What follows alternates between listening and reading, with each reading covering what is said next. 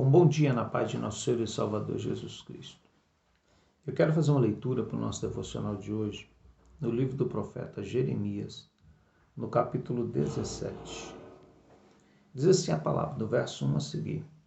O pecado de Judá está escrito com um ponteiro de ferro, com a ponta de diamante, gravado na tábua do seu coração e nos ângulos dos seus altares.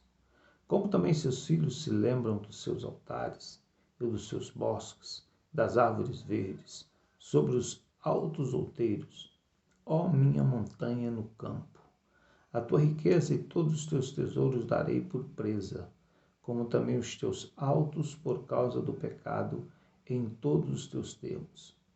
Assim por ti mesmo te privarás da tua herança, que te dei e far-te-ei servir aos teus inimigos, na terra que não conheces, porque o fogo que acendeste na minha ira arderá para sempre.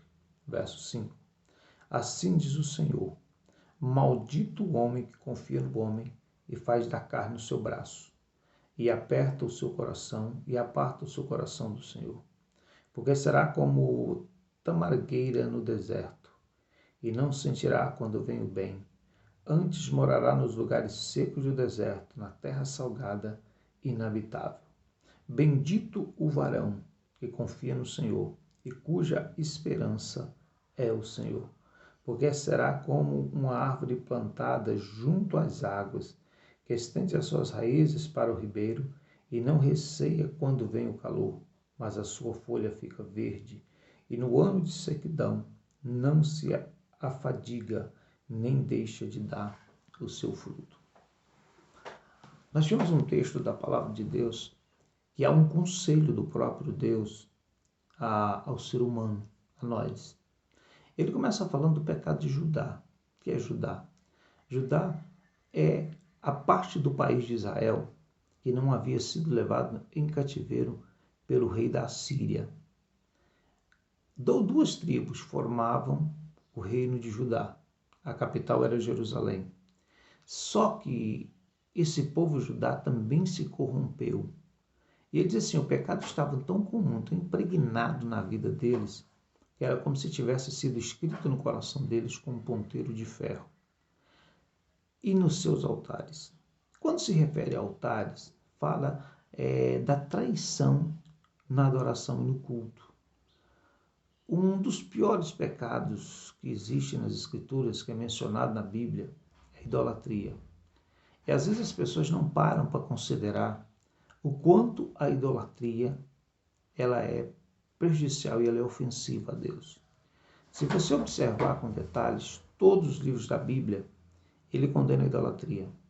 Onde eu estava lendo uma carta de João, e estava anotando, lendo, quando chegou no último versículo, João escreve assim, filhinhos, guardai-vos dos ídolos.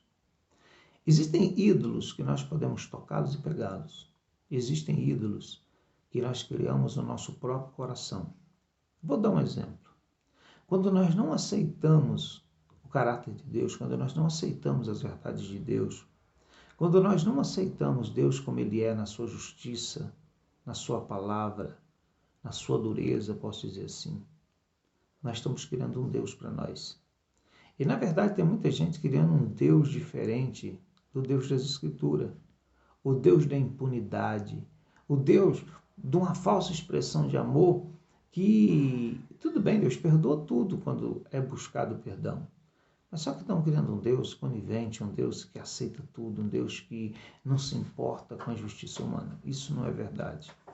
Porque todos os tempos da leitura bíblica, da história bíblica, nós vamos achar e vamos mostrar que Deus é um Deus de justiça. Que Deus não se associa com o pecado, Ele não se associa com aquilo que é errado, mas Ele se prende àquilo que é justo e verdadeiro.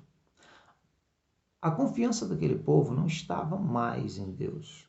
Eles tinham se esquecido de Deus. Porque servir a Deus, na verdade, estar bem diante de Deus não é fácil. Tem suas regras, tem seus mandamentos, tem as suas formas. As formas são de Deus, não são as nossas. Falamos ontem sobre a forma que Nadab e Abiú ofereceram fogo estranho diante do altar. Deus tem seus meios, tem suas formas, ele não vai deixar essas formas mudarem. Deus não vai aceitar adoração, não vai aceitar louvor, não vai aceitar um culto como nós queremos fazer, que não lhe agrade.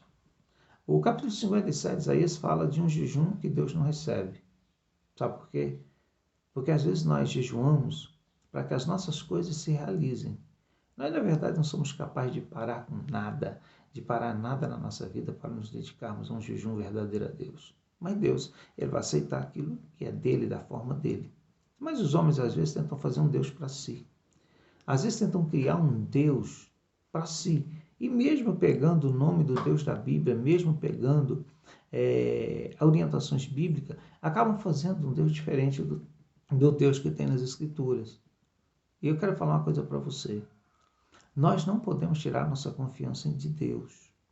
Aí ele fala assim, maldito o homem que confia no homem, que faz da carne o seu braço. Quantos de nós que já deixamos de confiar em Deus e passamos a confiar em nós mesmos? Quantos de nós que já tirou a confiança de Deus para confiar no que o homem pode fazer? Existem coisas que só Deus pode realizar na nossa vida. Existem coisas que só Deus pode determinar a história. Existem coisas que Deus não nos permite dominar e controlar, mas Ele tem o controle. Falei ontem sobre a soberania de Deus. Deus, Ele é Deus. Ele é Deus, Ele não vai mudar. Ele está acima de tudo e acima de todos. Mas muitas pessoas preferem confiar em si mesmo.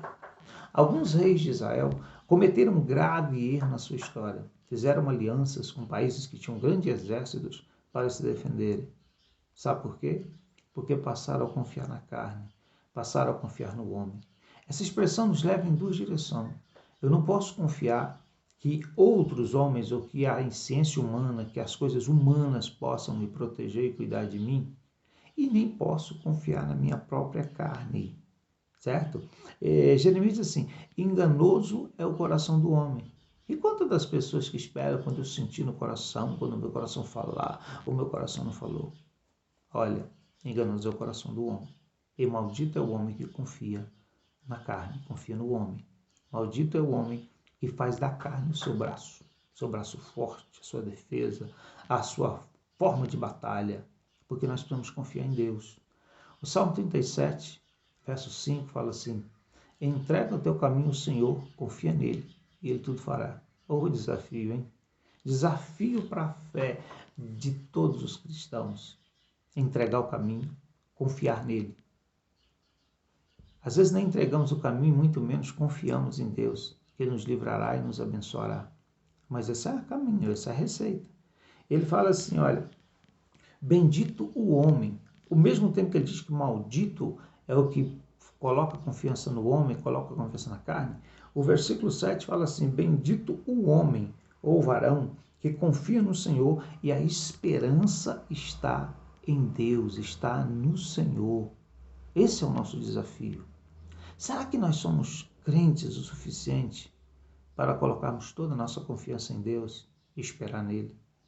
Será que nós somos cristãos tão autênticos que temos a capacidade de esperar no nosso Deus e confiar que Ele fará tudo por nós? É um desafio. Mas nós precisamos parar de confiar nos exércitos ao nosso redor. Precisamos parar de confiar na ciência ao nosso redor. Nós precisamos parar de confiar em tudo que o homem faz ao nosso redor e colocar nossa confiança em Deus. Tudo bem. Se eu confio em Deus, Deus pode usar a ciência, a medicina, Deus pode usar os homens, Deus pode usar o que Ele quiser para me abençoar e para me proteger. Mas aí parte da mão e da minha confiança em Deus. Deus já me levou no hospital para tratar um problema renal no dia certinho. Me levou no lugar certinho. No lugar onde eu precisava ter dinheiro para cuidar. Mas eu não tinha. Mas Ele pôs no meu coração que era para mim ir lá. E eu fui cuidado por um médico. Sabe por quê? Porque Deus, Ele direcionou isso para acontecer. Aí eu te digo, quem foi o alvo da minha confiança? Foi o médico que eu nem conhecia? Ou foi Deus que direcionou minha vida? Eu quero te falar uma coisa. Confie em Deus. Entrega para Ele. Seja confiante. Eu vejo pessoas que vão em todos os lugares. mas não conseguem participar de um culto porque tem medo da pandemia. Você já pensou como que Deus está recebendo essa tua fé? Se você é uma dessas pessoas. Você já pensou como Deus está encarando a tua confiança nele? Porque tu não pode adorá-lo. Tu não pode estar numa reunião para servi-lo. Mas, no entanto, lotéricas cheias, bancos cheios, mercados cheios, lojas cheias, lugares cheios, festinhas de família cheias. Mas, no entanto, tem medo de buscar Deus e de adorá-lo na casa dele. Por quê? Porque, na verdade, nós confiamos pouco em Deus. As verdades, alguns de nós nem acreditam na proteção de Deus. É para meditar e é para pensar. A minha confiança está em Deus que me guarda ou está numa vacina que vai surgir? A tua confiança está no Deus dos céus, que pode colocar na mente do cientista a capacidade de criar uma vacina, ou está na vacina? Criariam alguma coisa se Deus não estabelecesse a ideia e a forma para se realizar? Bendito é o homem que confia no Senhor e cuja esperança está em Deus. Que Deus te abençoe nesse dia. Muito obrigado, em nome de Jesus.